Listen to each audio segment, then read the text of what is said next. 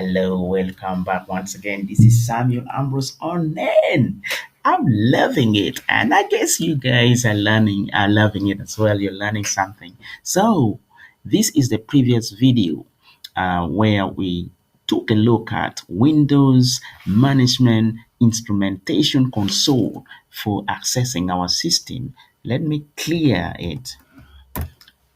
So we used WIMIC OS for operating system. So when you press there, you gain all the information about the operating system, but we don't need all of them. We only need OS name. So we need to get the name only. So boom, there we get the name of the operating system, and that's what we are interested in.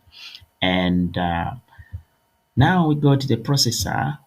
So you type WIMIC, get WIMIC. I call it WIMIC. You may call it in your own way, but that's how I call it, WIMIC. So WIMIC Central Processing Unit, get name. I don't want to flood my my screen. That's why I'm saying get name, because I want to get a specific name of the processor.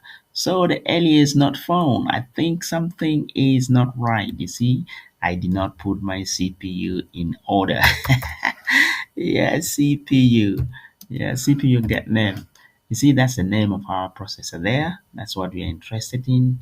And then let's see if we can get our memory as well. So WIMIC memory chip, get device, get device locator, get device locator, speed. We want to know the name as well, and we want to get the capacity as well.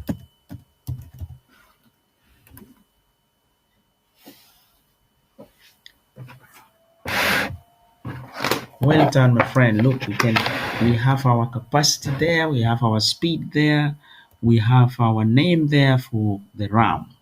Now let us go and get our hard disk. We want to see the hard disk. So WIMIC disk drive, get name. We want to see if we can get name of this hard drive from here. I don't know whether it's going to work, but let's see. Wow, we got the name. So let us get the model.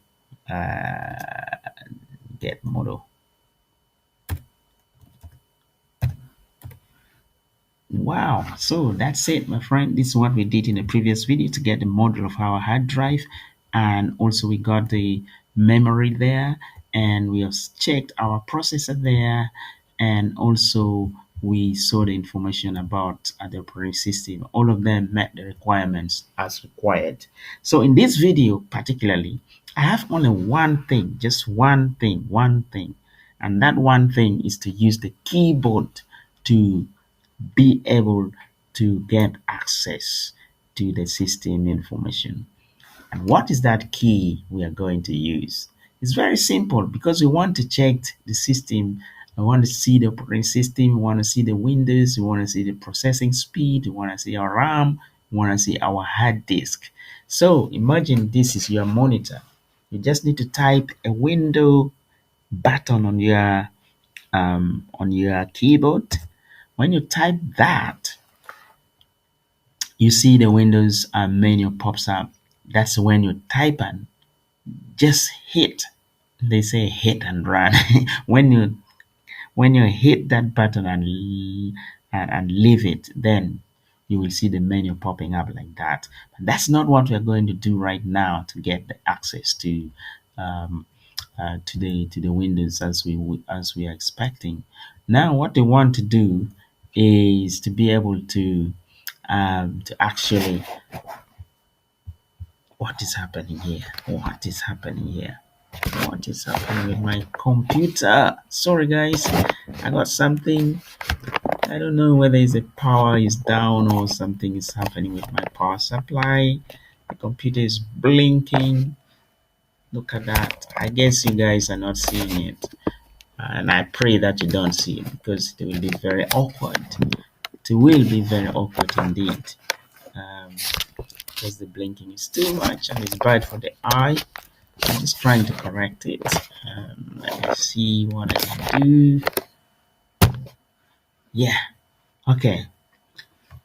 So let's continue from here. When you press the window key, hold it down, don't leave it.